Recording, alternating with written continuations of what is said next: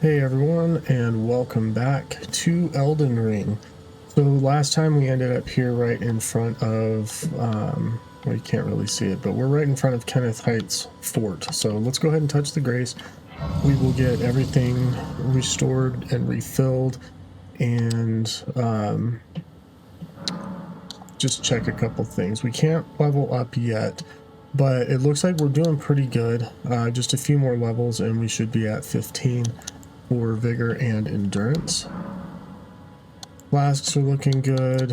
And speaking of flasks, before we actually start clearing the fort, we're going to make a quick run to the outside of it. So if we come over here to this like spiked gate, make a mad dash, because there is a ballista up top that we want to be careful of. There's some knights here, but we want to pick up the golden seed, and then if you just continue running over this way, we'll be back outside the fort and at the site of grace. So let's go ahead and quickly use that golden seed. That's going to give us one more flask that we can use, so we will use that. And eventually, yeah, so now that we've used a couple of golden seeds, for our next upgrade, we're going to have 2 golden seeds. So we will be able to upgrade that not too long. I don't know exactly where they're at off the top of my head, but we will be getting there.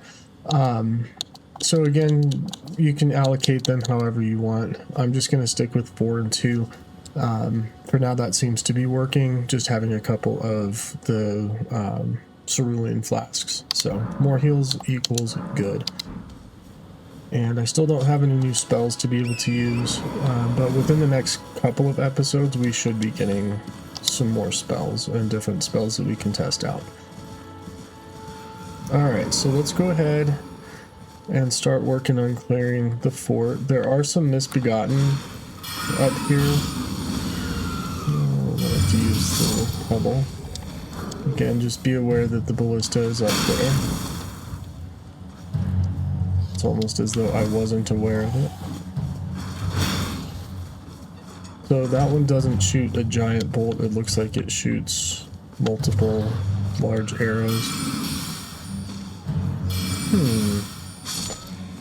Might not be a bad idea at some point to upgrade our staff again, just so that we're doing a little bit more magic damage. And do be careful up here, because there is a pumpkin head.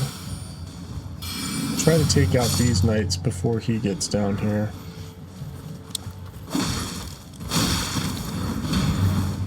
And do it carefully.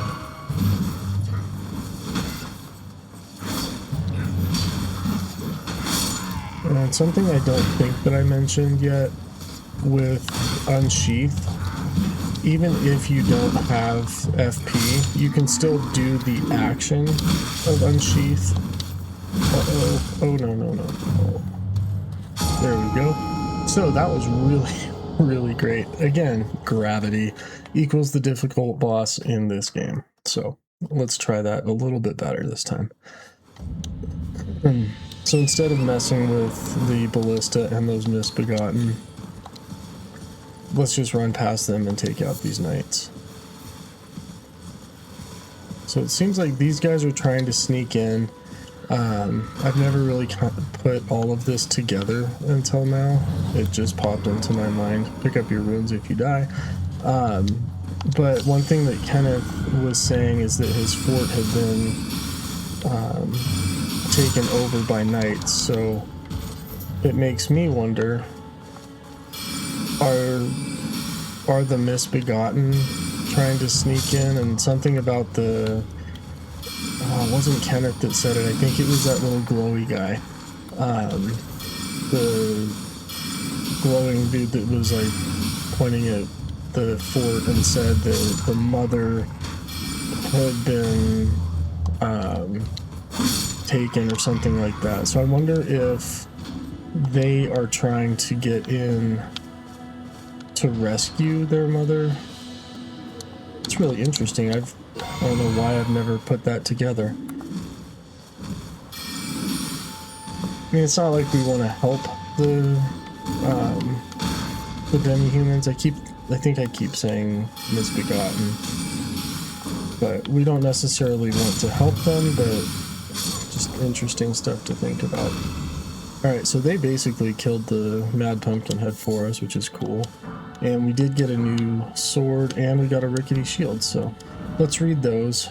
I know another thing I was thinking about is that I feel like my playthrough is going to take a really long time because I'm reading everything, and I'm perfectly fine with that.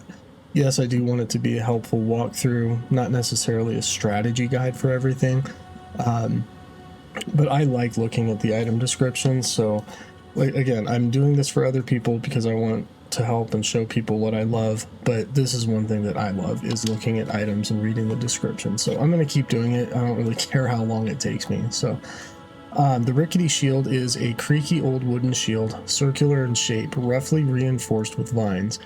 There are countless other shields available of better make. This piece of scrap isn't worth the effort of equipping. And that one has parry as the special skill, so we don't need to read that one again. Then we have the Lordsworn's Straight Sword, a well-crafted straight sword with an illustrious design wielded by regulars of a lord's army. Though blackened and damaged by years of use, it appears to have otherwise been kept in a serviceable condition, despite the soldiers having long since lost their minds. And there was a couple others that we had picked up, probably in the last episode, that I was sort of rushing through because I had personal things that I needed to take care of. So let's read those.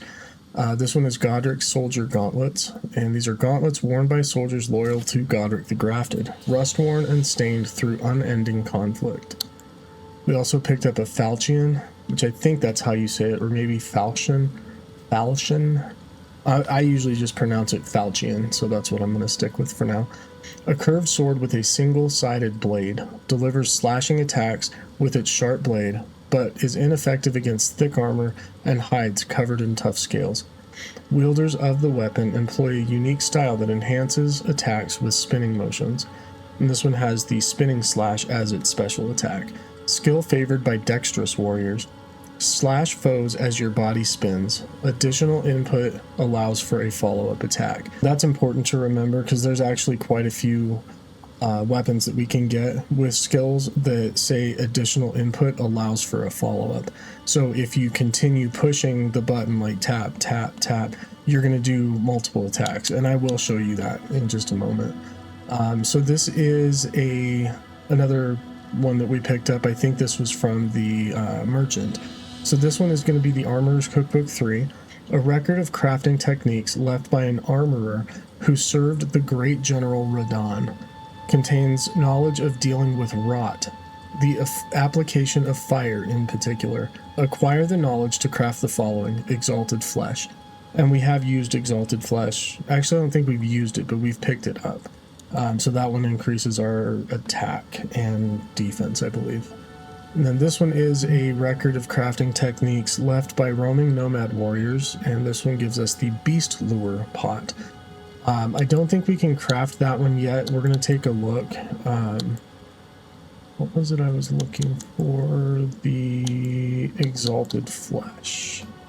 Yeah, this one here. Oh, so that one just increases our physical attack, so not defense. We got another Blood Rose.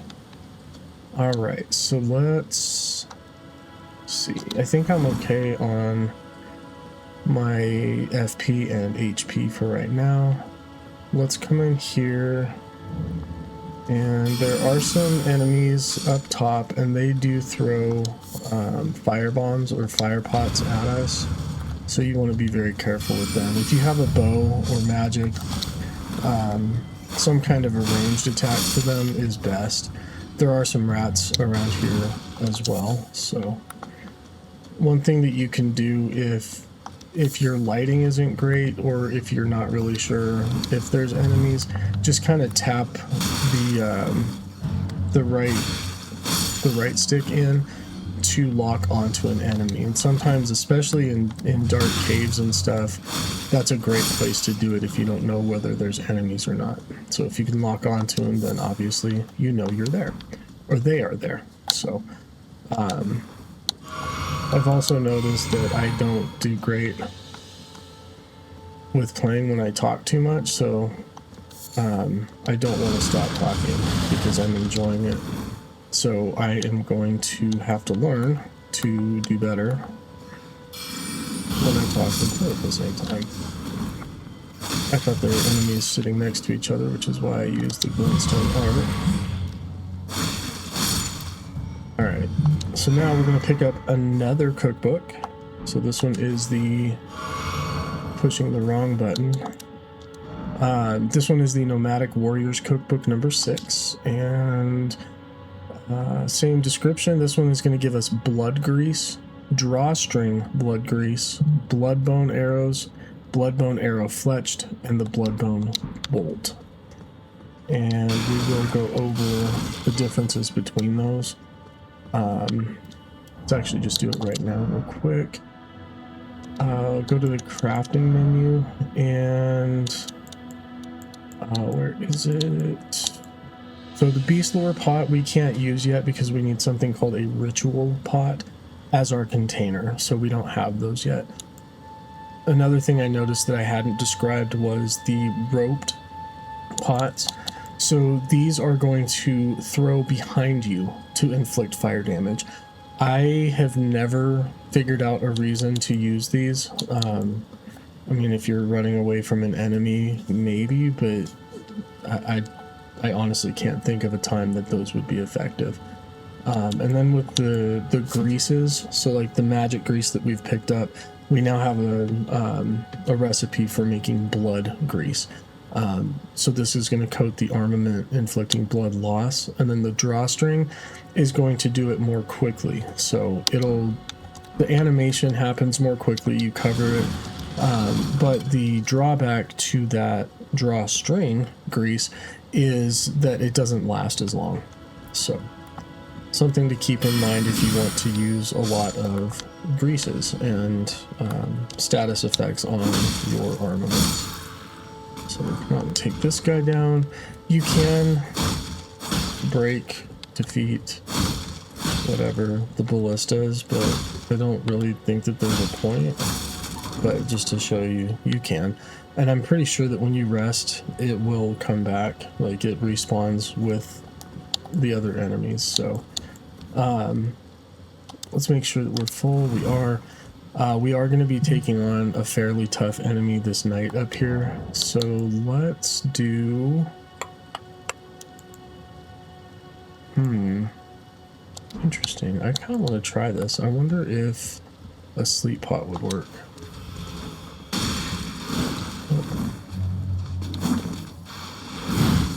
Be very careful with those blood attacks.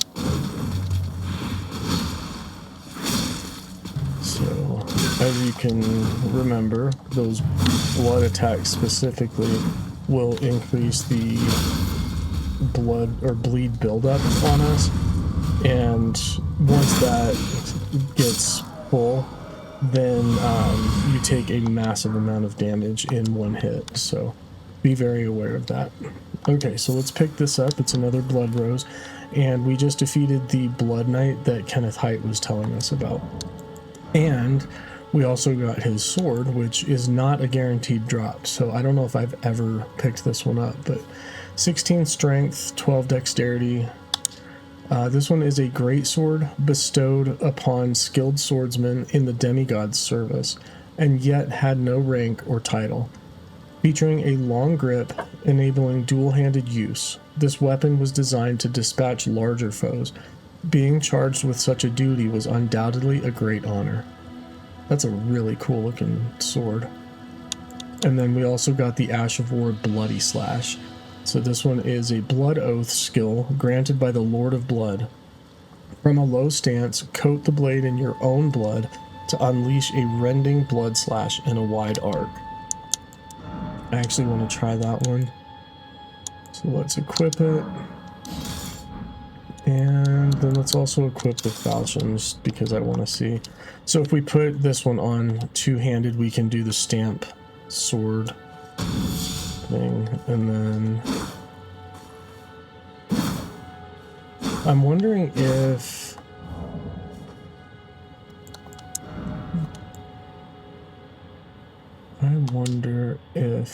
during a dual-handed use the weapon.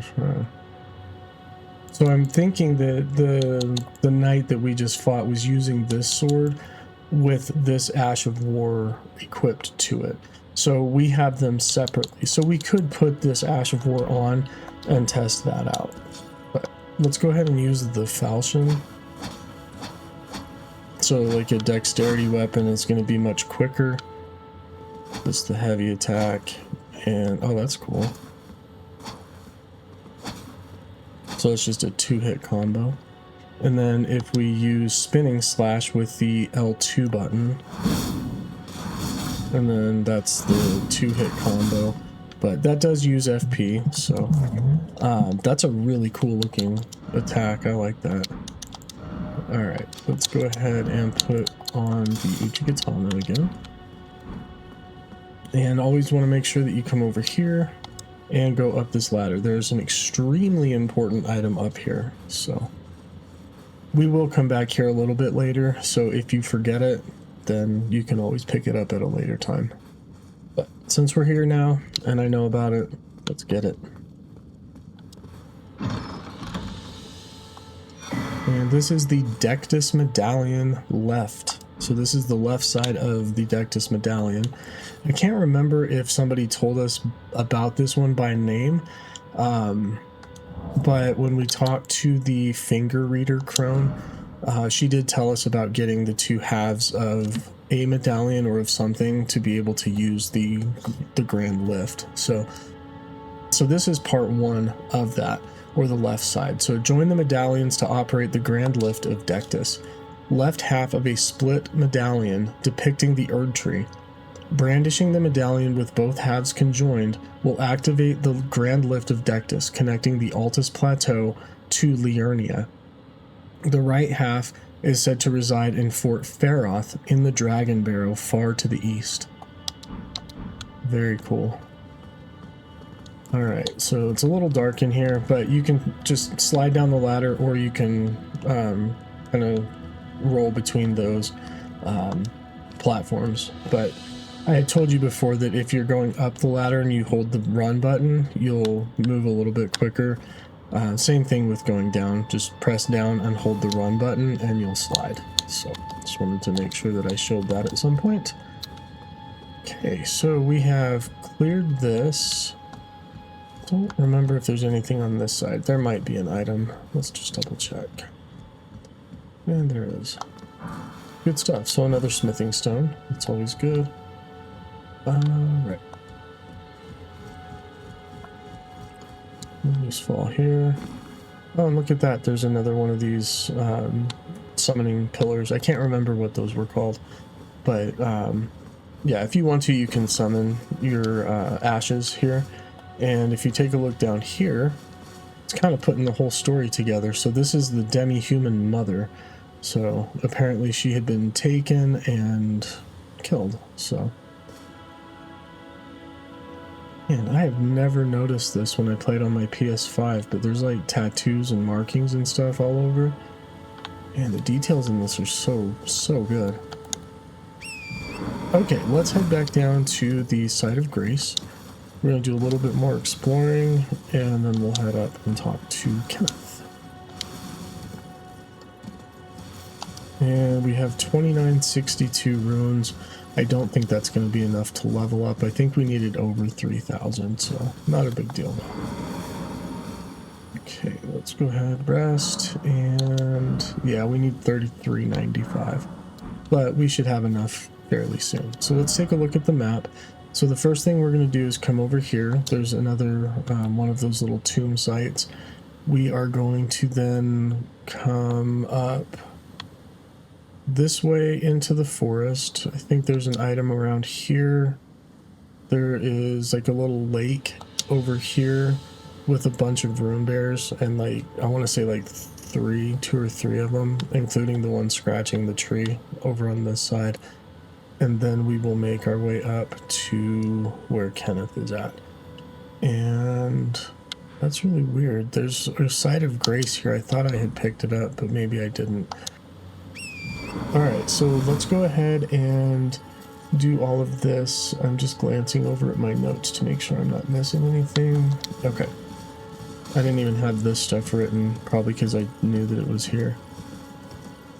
Got another little beachhead over here if you want to fight the octopus. Why not? We're close to a level up. We might as well. Alright, so when he jumps at you, what I like to do is roll back. And then do my unsheath. And depending on what kind of weapon or playstyle you are using, you'll figure out what works best for you. So if you are using like a big sword and shield, doing guard counters works pretty well when they're right up on you like that. So, alright, so we're already almost at our next level up, so we probably won't even need to use any of our runes to get there.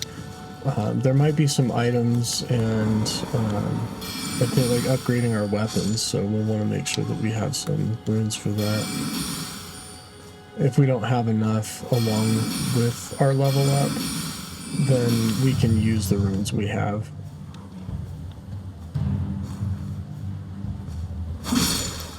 Oh wow, I wasn't expecting that to happen. I was going to try and do a jumping attack, but we just picked up another golden rune 1.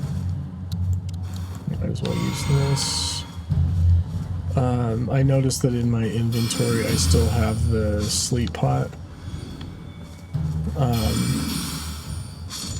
I think the reason it didn't work on the knight is because he moved out of the cloud so quickly.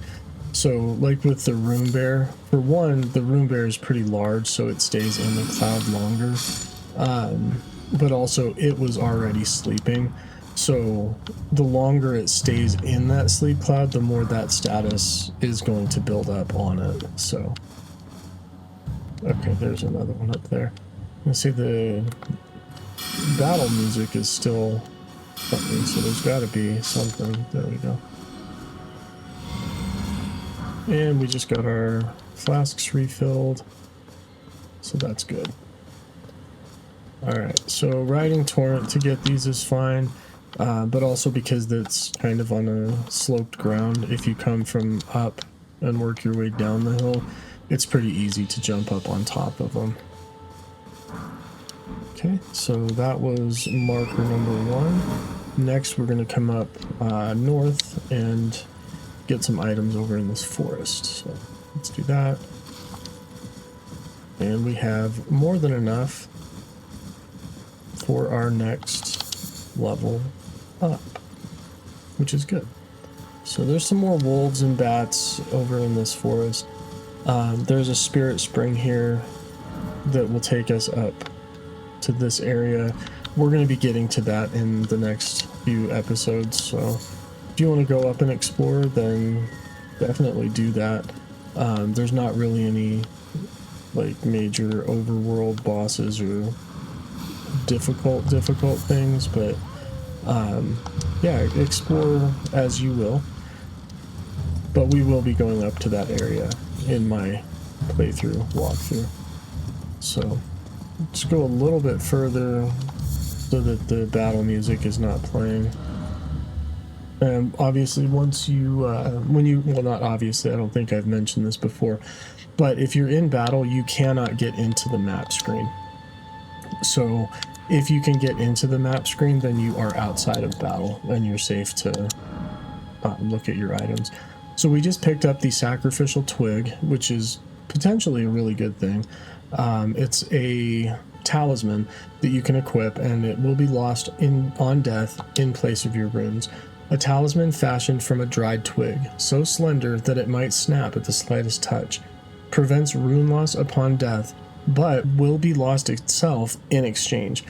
Believed to be a twig pruned from the Erd tree long ago.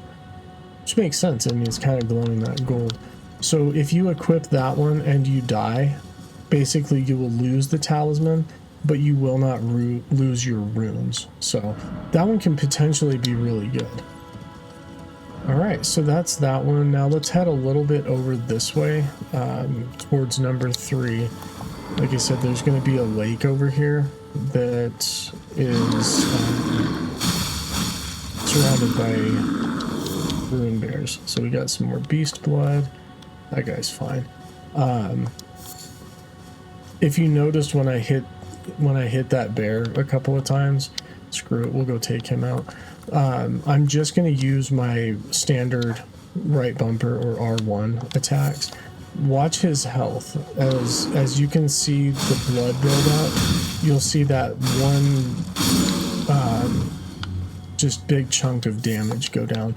And you can also see like a distinct blood spatter happen when the bleed buildup hits its highest point, and it does that chunk of damage. So you can kind of rewind it and look at that if you want to. So, but I just wanted to make sure to point that out so you can see. It'll be very noticeable when we are doing boss fights, when you'll see that we're doing like 300 or 400 damage, and then all of a sudden, like one hit of damage is doing like 1,000 points. It'll just be a one-time hit, but it's so cool to see that. Oh, there's the lake. Okay, I thought I was maybe in the wrong spot, but you did see there was a rune bear over here. There's one here. There's another one sleeping. So he's already spotted us, but we're far enough away that he's not going to be aggressive, I don't think. No. And then that's the one that was, I think yeah, that's the one over here by the, so be very careful. There are quite a few items over here, and by that I mean like 2 or 3. So we're going to make a mad dash and just spam the button to pick up the items, and then run away. And then off to the left here, you can see there is the site of grace. And he's still chasing us. But as long as you get to the site of grace and rest... Oh, wow. Apparently I just picked up the site of grace, but not rested at it. Oh, maybe you can't rest at it while you're in combat, so... Alright, let's try to beat this guy.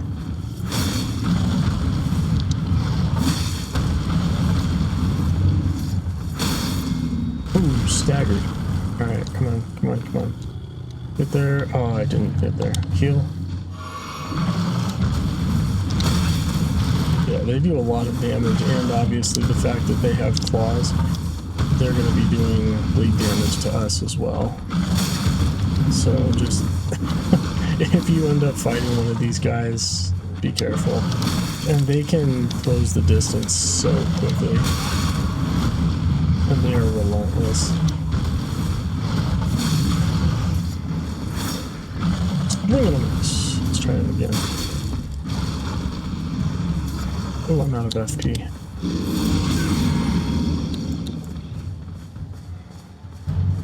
Oh, come on.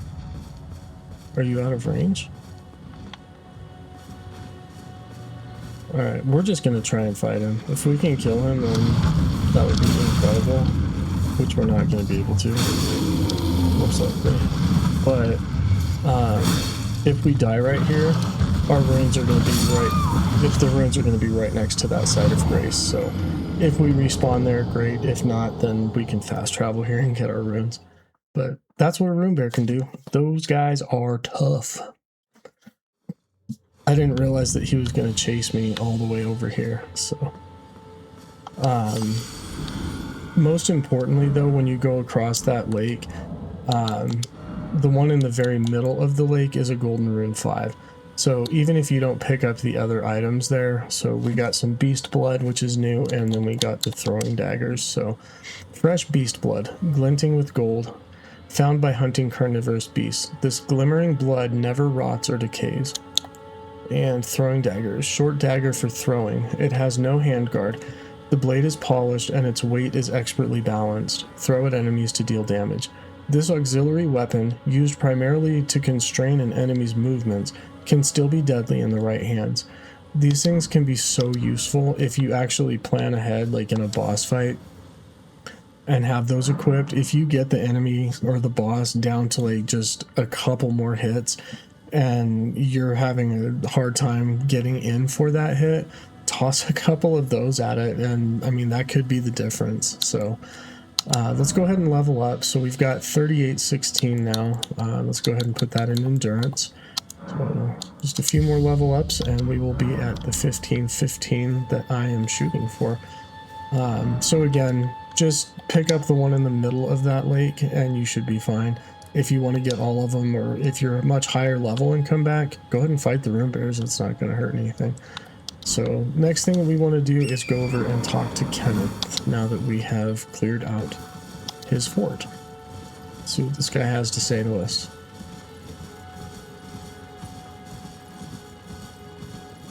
And I'm going to record for a little bit longer on this episode since my last one was kind of short, so.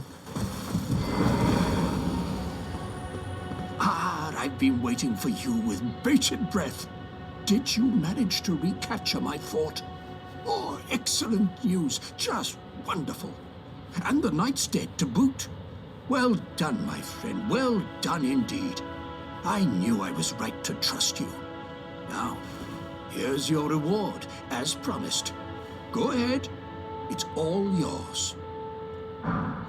Okay, we got the Erdsteel dagger. And let's finish talking to... Actually, no, let's do this. If I keep talking to him, I'll forget to read it. So, the Erdsteel dagger with a grass crest engraved upon its blade, carried by the Erdtree royalty for self-defense in times of peace. Though forged to a high standard, the weapon is difficult to wield. Attack power also scales with faith. And this one also has quick step, which was on the regular dagger as well. So that's interesting. This one scales with faith. And you have to have a 14 attribute required in faith. So pretty cool. All right. Right then. Time for me to head to the fort. I've much to do. First, I'll have to re-establish communication with the demi-humans. What's that look? You don't believe me? Well, under the Erdtree, commingling with the demi-humans is made possible. Even the vulgar shall not be left behind under the rule of true order. Which is why I, Kenneth Haight, next in line as the rightful ruler of Limgrave, have sworn to uphold it. Just you watch, my friend. Just you watch. Ah, yes. I've been meaning to ask. Would you like to enter my service? I see bright things in your future, stout warrior. Enter into my service and learn the workings of the Erdtree's true order. And who knows? Perhaps sometime down the line, the grace of gold will return to those tarnished eyes of yours. What say you? A fine accord, is it not?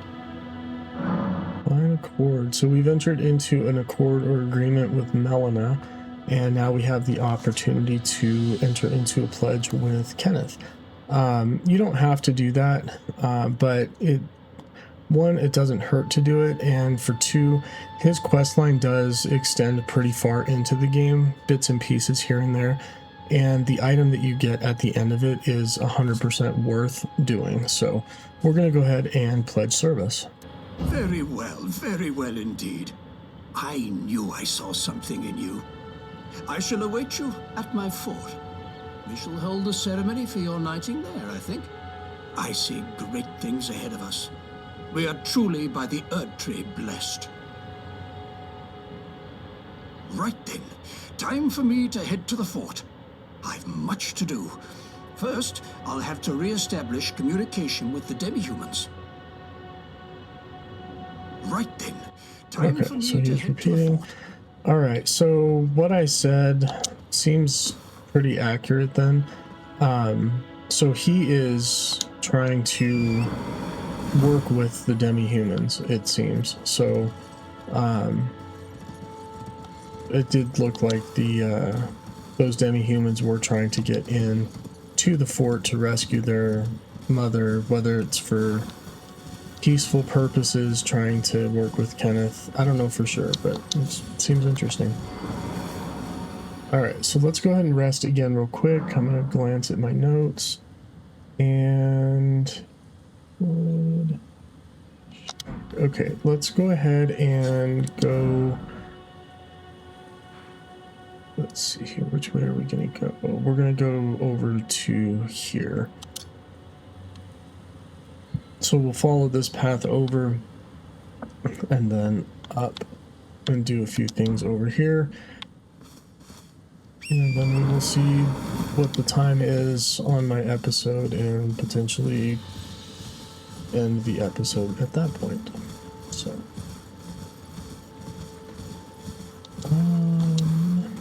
okay, I think I know what it is over here.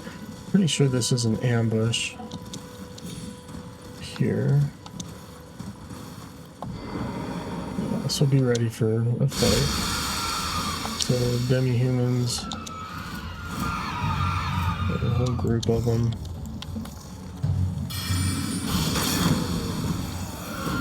You can see they like to surround. Pretty much just swing your weapon, and they're not really that difficult, so.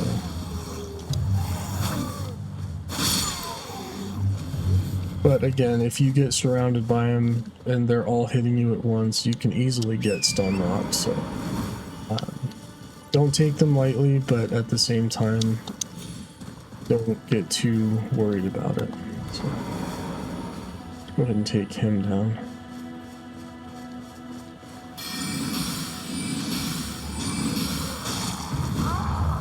When it comes to fighting against enemies on horses, I know that I'm not doing it right now, but dodging into them tends to work fairly well too. Like dodging into their attacks so that you go past them. That worked. I know I said you don't have to kill the horses, but I accidentally swung. You guys have a problem? Yeah, I don't think so. Oh, they did drop something. Okay. Cool. And yeah, we're going the right way. We've got one of these. I'm pretty sure this is just one of the red flask scarabs. Ah, he's getting away. Yeah. A few of these guys here, they're not really doing anything to us. Oh, he caught me on fire. So they don't really do much other than run away from you, and the ones with the torches, I think they just hold the torch out in front of you, or in front of them. I don't believe that they ever swing and attack you aggressively. So, there is another scarab over here. This one I highly recommend getting from a distance. Because if you hit it up close, it explodes. So if you are close to it, swinging your sword at it, and you notice that it's doing that flashing after you hit it, roll away and run away as quickly as you can, or put up a shield. So that one gave us a somber smithing stone 1, which we had already picked up one of those. And I haven't missed reading anything recently, so let's go ahead and pick this stuff up, and then we will rest. So this is the Homing Instinct painting. Let's take a look at that description. So, reminiscence of the painting Homing Instinct, examined with X. Work of a wandering artist. Reminiscence of a painting titled Homing Instinct. This painter is said to have captured the landscape scene during the last moments of those welcomed into death's embrace. The soul of the painter and vestiges of the dead's last moments can be discovered by visiting the location depicted even now. Alright, so when I played on the PlayStation, I mean, I can see that there's an arch and like these little gravestones, but now that I'm on the PC, there's so much more detail. I can't really tell what's behind it other than maybe a minor Erd tree. Maybe something on horseback. That's so cool. So basically what we need to do is at some point, well, you can even see it here now. Maybe they're just trees or bushes or ruins of some sort. We'll see when we get there. But we need to find that location on the map, and we'll be able to find a unique item. So, all right, so we picked that up, and the next site of grace is... Oh, interesting. I think I knew that, but I guess I've never really thought much about it. Let's see. I thought that I had picked it up and I didn't. Okay, so actually touching the site of grace is what activates it. So I was thinking you had to rest at it, but you don't. So my fault. Yeah, we're not close. All right, let's come up here into this little area. We'll get a few items, and that's probably where I'll end it for the day. And by the day, I mean for this episode, because I'm recording on a Saturday, and I'll probably do a few more episodes today just because I'm having so much fun doing it. A few herba, an incredible view. That's so cool. So detailed. I don't think there's anything over this way. But if you wanted to go down, this area over here is a little bit safer to drop from. And there's another turtle there if you want some turtleneck meat. And there's a couple more bears and these annoying buggers. Yeah, get out of my life. I hate you. They're so annoying. Alright, and what did it just lock onto? Oh, there's another dragonfly over here. Take care of him before we start fighting these grizzlies.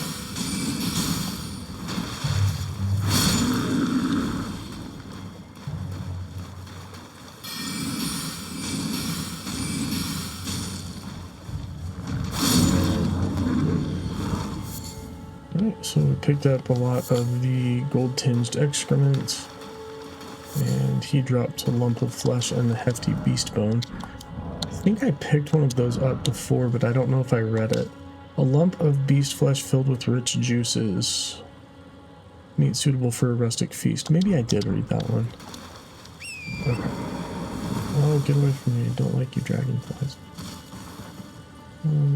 Some more bears over here. But if you want, don't think there was anything special up here.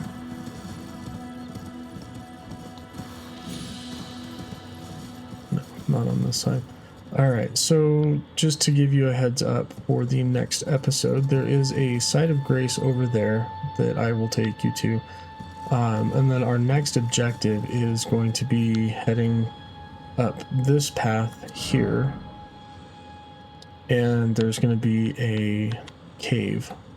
I believe it is called the High Road Cave. So the High Road Cave, that's what we're going to do next time, among other things. So hopefully my next couple of videos will be closer to 40-45 minutes, just so that I can get through some more content in the game. But I hope you're enjoying this as much as I am, and yeah. This is so much fun. Not only do I love this game, but I love sharing the things that I love with other people. So I really do hope that you're enjoying it. Some Trina's lilies. Got a spirit spring that we can drop down and also jump up. And that will bring us over here to the site of grace. You can also jump from there kind of at an angle onto the top of these ruins and get over here. So this one is the Murkwater Coast Grave. Grace, not grave. Jeez, I can't even read my own writing. Alright, let's go ahead and rest here, and this is where we will end the episode at the Murkwater Coast. So thank you again for joining. Hope you're having a great time, and I will see you in the next one.